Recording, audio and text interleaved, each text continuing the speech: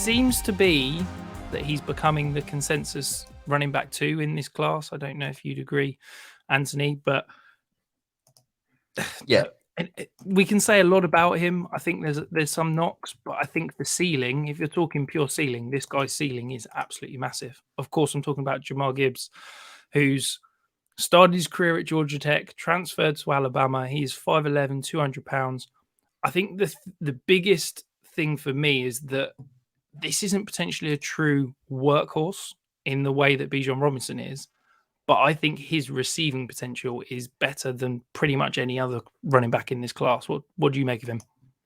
Yeah, I agree. It's interesting because I mean, Bijan is kind of in a tier all by himself, right? But Gibbs is running back 2 for me. And it's funny because I think in any year where Bijan Robinson's not involved in the same draft cycle, Gibbs probably gets a lot of hype as RB1, right? I think that's the kind of talent that he is, especially like you said, from a receiving standpoint and what he can kind of do as a receiver. He's special in that regard. It's not the same sort of deal where we talked about how Bijan was special as a receiver.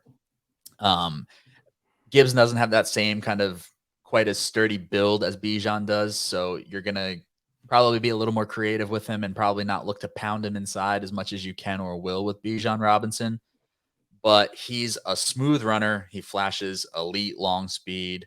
Like I said, different body type than Bijan, but a really, really good receiver. We saw it from his freshman year at Georgia Tech. He had 300 yards receiving as a freshman and then just did the same thing over and over. 465 as a sophomore at Georgia Tech, and then 444 yards this past season with the Crimson Tide, and his best rushing season with 926 yards. It feels lazy, and we're probably all bored of it already. It's really hard to not comp Jahmyr Gibbs to Alvin Kamara. Like it's really hard not to. But I think that from a usage standpoint, right, and like what the receiving upside that he has and the receiving ability that he has, and we could say, oh, well, maybe he'll never get 200 carries in a season or this, that, and the other thing. I mean, for the first 4 years of Alvin Kamara's career, he didn't have more than 194 carries, right? So I think it's something where you can hand Jahmyr Gibbs the ball 160 times, 150 times, 170 times, whatever the case may be. And if he's still getting, I think we can, hopefully he lands with an offense where we can project him to get, 70, 80 targets. I think a team would be smart to feature him as a receiver right off the bat. And if that's the case, pencil in the fantasy, relevance right off the bat. Doesn't matter if he's only getting 150 or 160 carries. We know how valuable the targets and receptions are.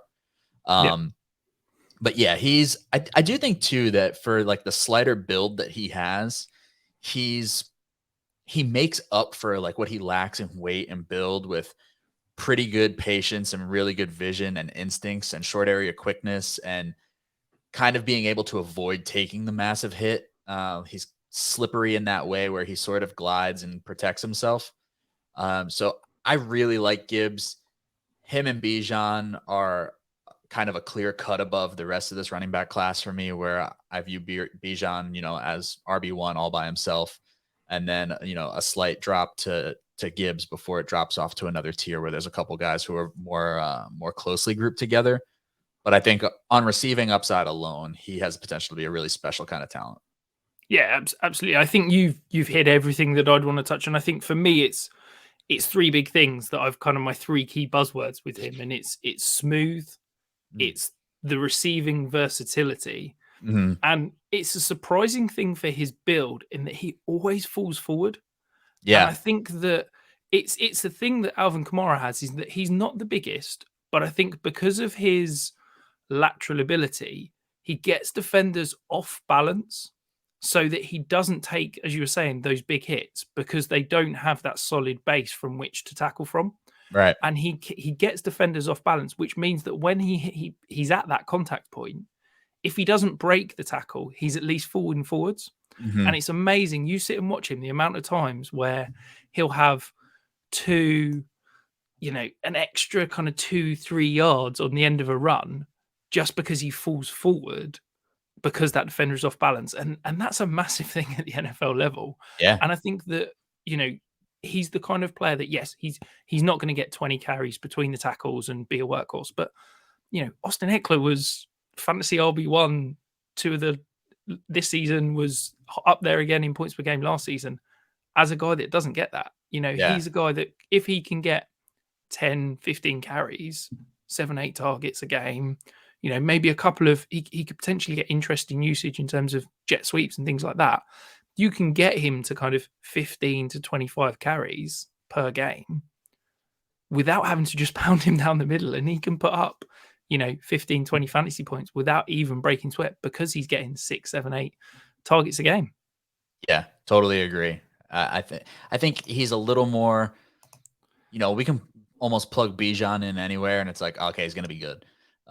Gibbs is a little more like, I'm interested to see where he lands, because I hope it's with a smart staff that, utilizes him the right way, but still pretty easily the RB2 for me.